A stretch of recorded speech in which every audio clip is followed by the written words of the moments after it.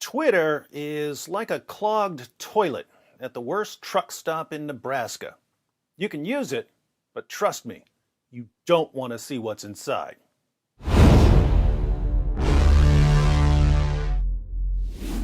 Twitter is hosted by Amazon Web Services. Amazon Web Services recently banned the Twitter rival Parler.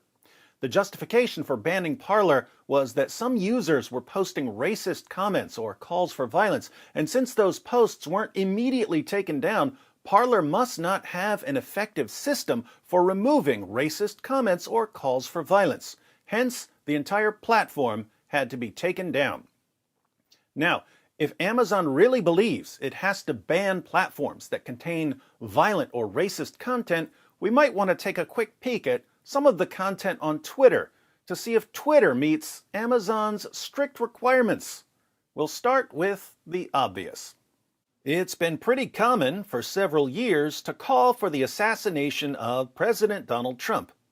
Where's the terrorists when we need 'em? Shaking my head. We all know where Trump is stationed. Who's going to take one for the team and kill Trump? Someone take this clown out now. Hashtag assassinate Trump. The Kill Trump and Assassinate Trump hashtags are quite popular on Twitter. So, what's the rule here? Does Amazon have a rule against calls for violence? Obviously not. The real rule is against certain political positions. If you have the correct political position, you can call for violence all you want. If you have the incorrect political position, a rule that isn't really a rule will suddenly be enforced. But maybe you dislike Trump so much that you simply can't see the hypocrisy here. So let's expand our search a bit. What about killing cops? Well, your username can be about killing cops, like KillCops420 and KillCops333. You can even go with KillCops2 and have a picture of a dead police officer. KillCops is also a Twitter-hosted hashtag. It's used by people who advocate, you guessed it, killing cops. And Twitter and Amazon have no problem with it. But maybe you hate cops so much that you still can't see the hypocrisy. Maybe we should look at some of the specific charges against Parler. Amazon said that one of the reasons they banned Parler was that they found a post saying, "The only good Democrat is a dead one."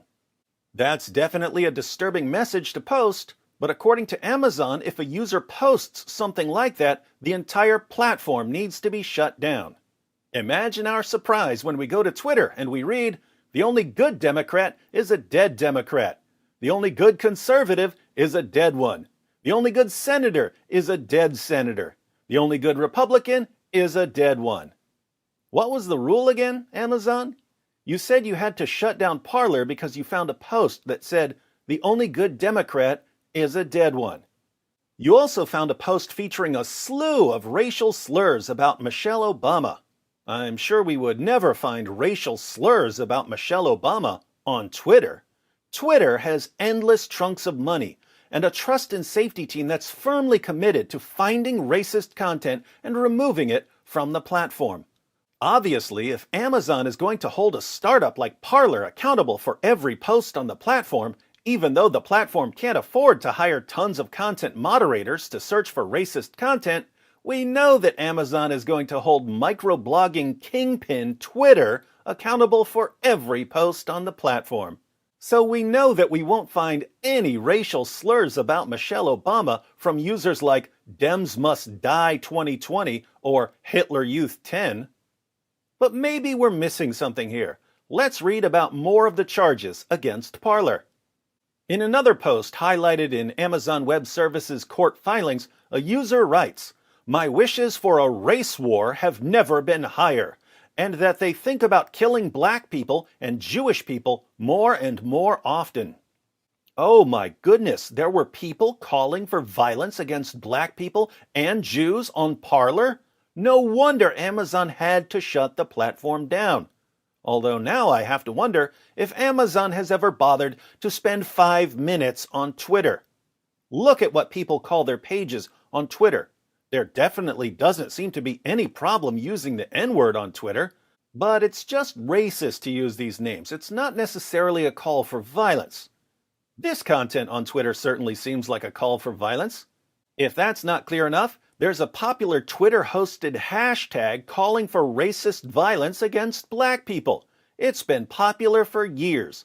There are even people who just keep spamming the hashtag over and over and over again, knowing that they'll never be silenced by Twitter, because Twitter just doesn't care. And neither does Amazon, since Amazon hasn't banned Twitter. There are also variations of this call for violence, such as the call to burn people based on their race. You can find these posts all over Twitter. Amazon's other concern was about calls for violence against Jews. How many Death to Israel accounts are there on Twitter? Plenty.